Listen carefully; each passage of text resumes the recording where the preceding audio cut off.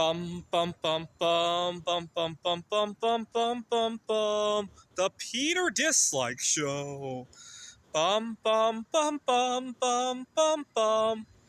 When I first applied for my current dream job, right? I'm a professor at the Maricopa Colleges system. It encompasses 10 to 12 different community colleges in this area.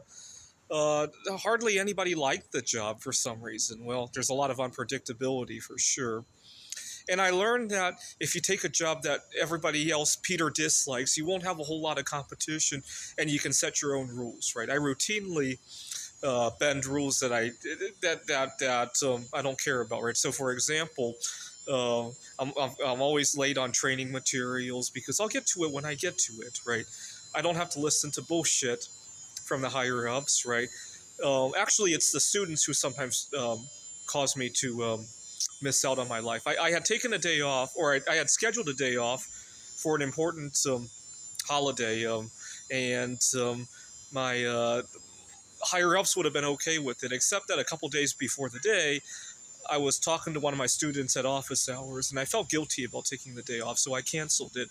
But I would never cancel a day off over my higher ups, right? 10 years ago, when I started collecting silver coins, I learned that some of the silver coins have very low premiums because nobody likes them. For example, 40% silver half dollars, the 35% silver war nickels. They often go for below spot price. But here's my logic on why I like them.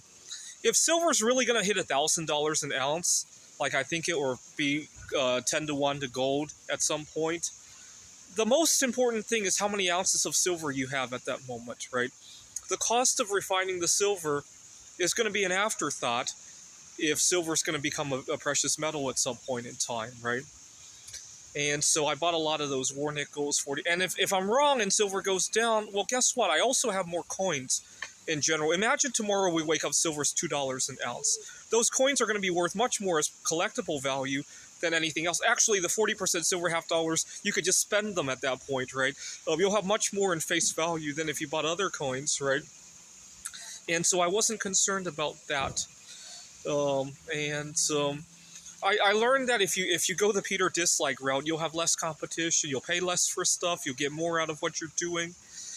So I love that Peter dislike jingle. I joke that it's going to be my wedding song, and everybody's buying wedding rings made of diamond, gold, platinum. But when I get married, I want my wedding ring to be made of some metal that's heavily disliked by our society at that moment in time, right?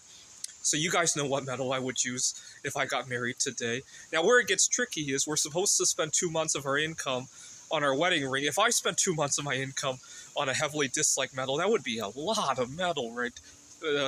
Let's see, you could make one of those Buddhas that President Marcos confiscated back in the 1970s, right, as a wedding ring, right? But it will hold up its value a lot better than if you bought gold or platinum or diamond for your wedding. Certainly diamond, right? It would hold a lot better value than diamond for sure, and possibly even more so than gold and platinum, right? This is the Peter Dislike Show. Bum bum bum bum bum bum bum bum bum bum bum bum. The Peter Dislike Show. Bum bum bum bum bum bum bum.